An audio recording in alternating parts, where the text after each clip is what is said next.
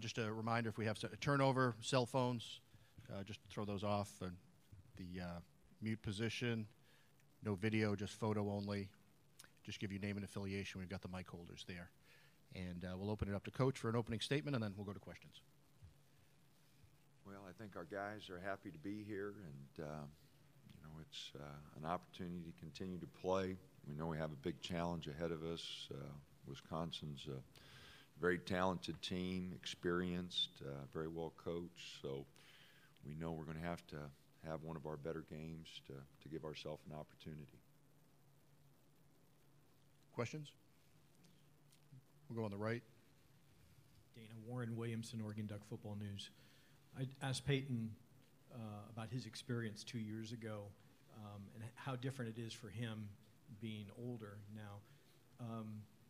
Any wisdom, I guess, that you imparted on this team regarding how to go about the big tournament? Every team's different. This is a very inexperienced team, with 4 freshmen playing a role. And, Paul played a tournament game with Georgetown, and then Payton's experience, and that's the only 2 guys that have any tournament experience at all. So it is an inexperienced group, and we're trying to keep them calmed down a little bit. And, I think the biggest piece of advice is just, we've played a certain way to get here. We just don't want them to try to do too much. Everybody gets here and they think, well, I got to do something special, and we just kind of want to do what we're doing better. But we've got to stay true to ourselves. We've got to try to guard. We've got to try to rebound, and hopefully we'll score a few baskets. But the biggest fear I have is a bunch of guys that this is the first time and they're going to try to do too much. We'll stay on this side. Hey, Dana, Josh Peter with USA Today. I asked some of your players about the loss at Bobo, and they pointed out to me, well, that's only one example of the adversity we faced. And the team has shown its resilience, and I wondered how the adversity has sort of impacted the growth of the team and what we'll see on the court tomorrow. Well, we struggled all year. Lewis was out the first 9-10 games recovering from knee surgery, and we get him back, and Bull gets hurt. We have a couple games, and Kenny breaks his jaw against Baylor and is out a month. And we get Kenny back, and Paul White sprains his ankle and is ineffective for 3 or 4 weeks. So, it was kind of one thing after another. We're finally healthy, which has really helped us because, the 9 guys that are playing, all have a role, and, our margin for error is not great. We need all 9 of them. So to be healthy at this time is the best thing. But I think it slowed our growth, not having Lou the first 9-10 games, really held us back because he's a big part of our team. Anytime you lose 21-10, Bull was, and he was shooting 56% from the field, 52 from 3, and,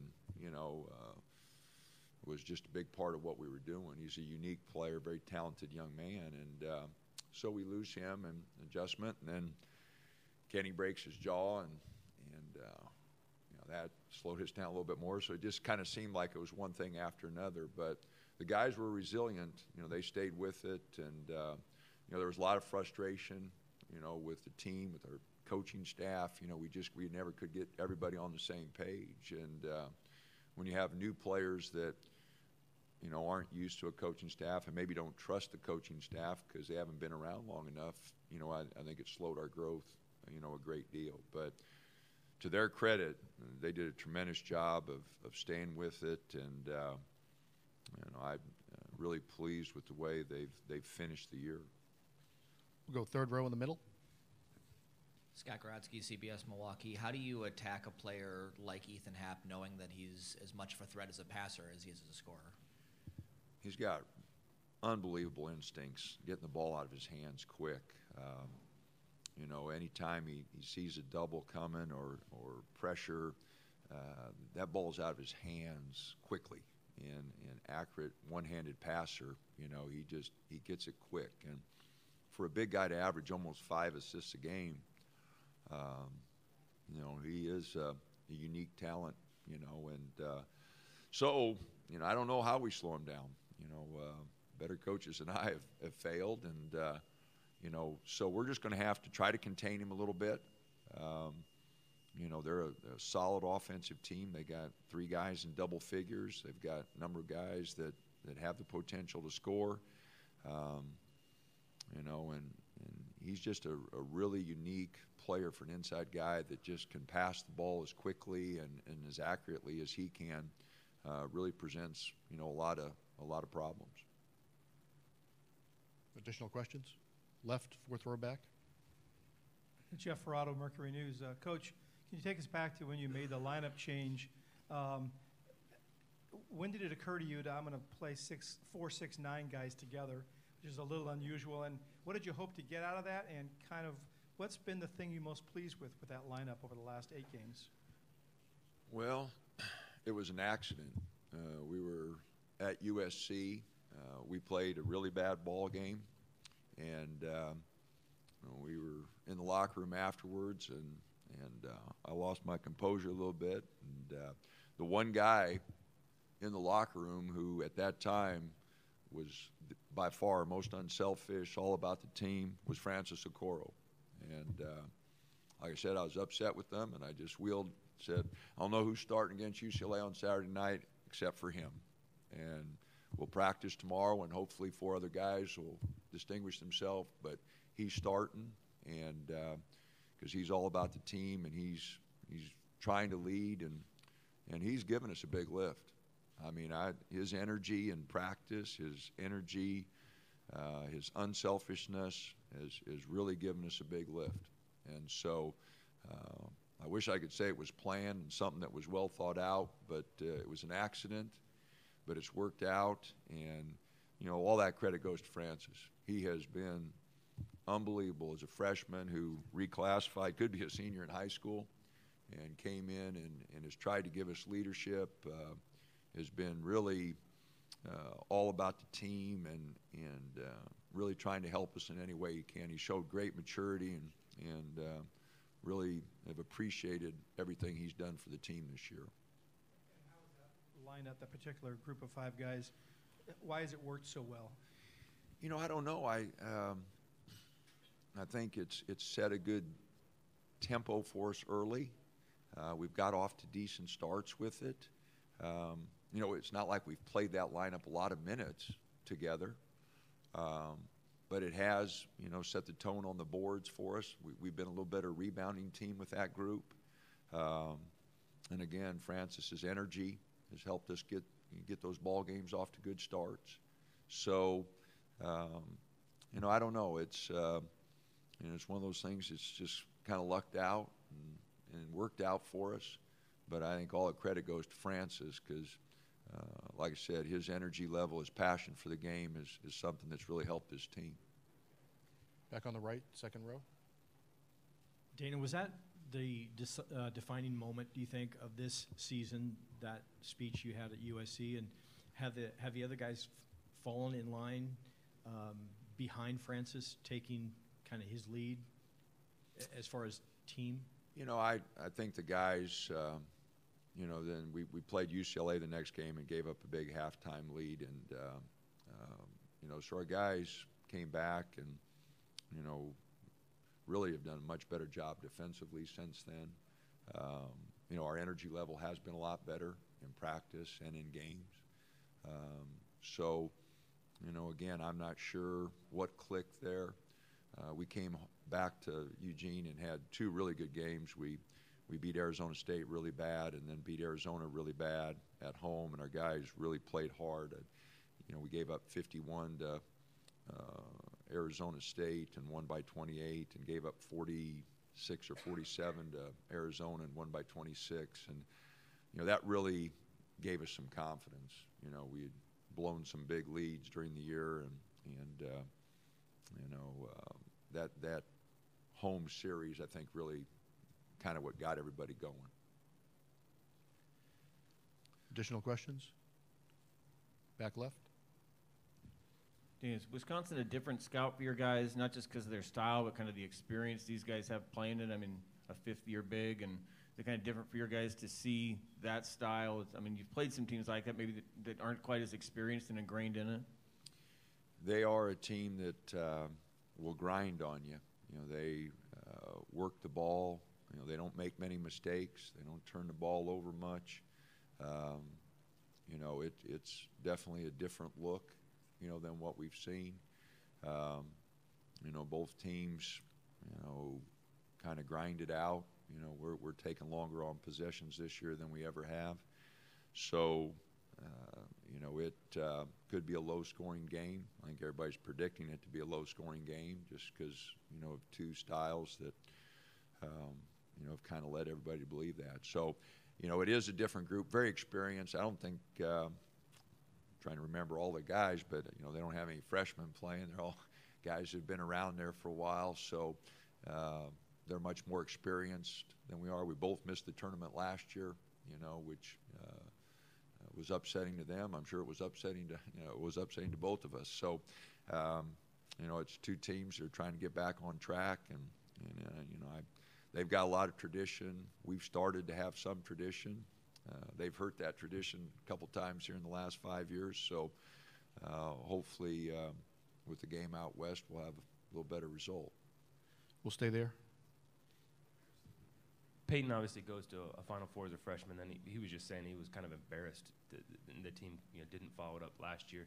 To see him and all the pressure he put on himself this year, to see things click from the last few weeks and kind of help get the team back to this level, kind of pride in him, and what was it like to see things click for him the last few weeks and the leadership tone he set? Well, I'm really happy for him. You know, he did put tremendous pressure on himself, you know, throughout the year, and I think it did affect his play. He's a young man that works really hard and wants to be a really good player, and when he doesn't play well, you know, it really hurts him. So,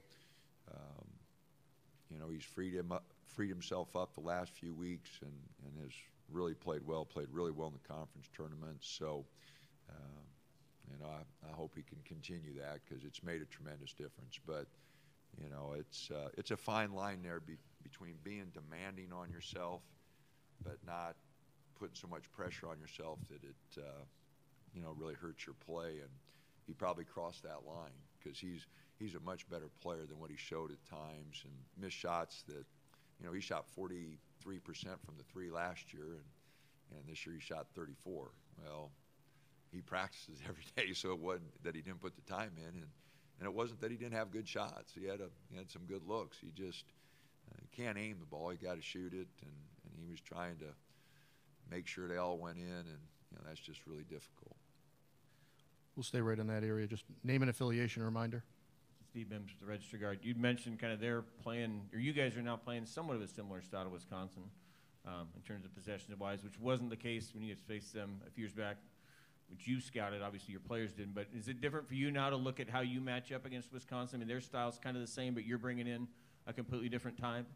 You know, not really. You know, they're not going to change the way they play, and you know, we've altered our approach this year just because we had to, you know, and so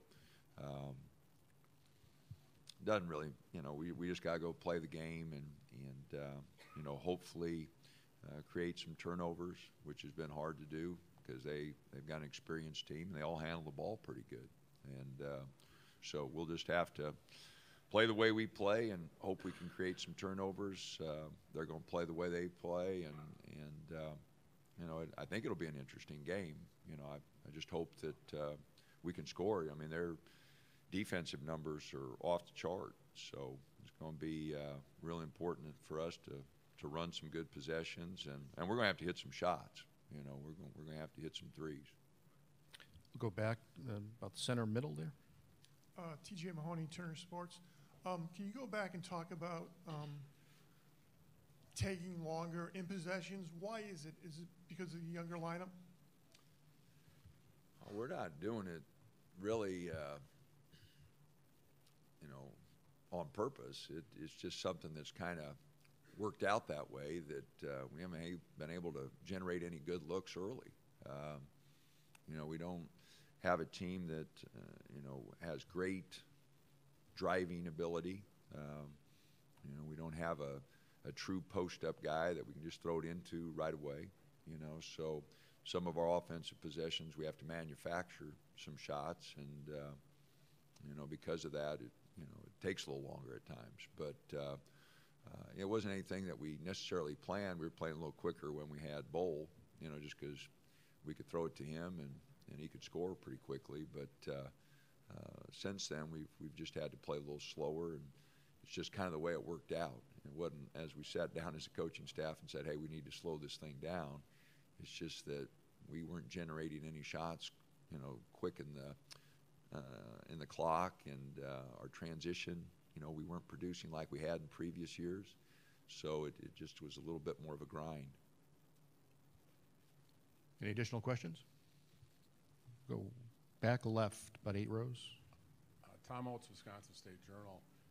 Your defense has been very good lately, and probably all season. I didn't see it much early, but it's been particularly good from three-point line and covering outside shooters. Why do you think that is? Well, with Kenny and even Francis to a certain extent, we've been able to run people off the line because we do have some rim protection, and when you got a guy, at the basket, the Washington game, our last game, since it's fresh in my mind, we, didn't want their three-point shooters to get going, so we were trying to run them off the line, and then Kenny, was cleaning it up. He blocked 4 shots to start the second half and really changed the game.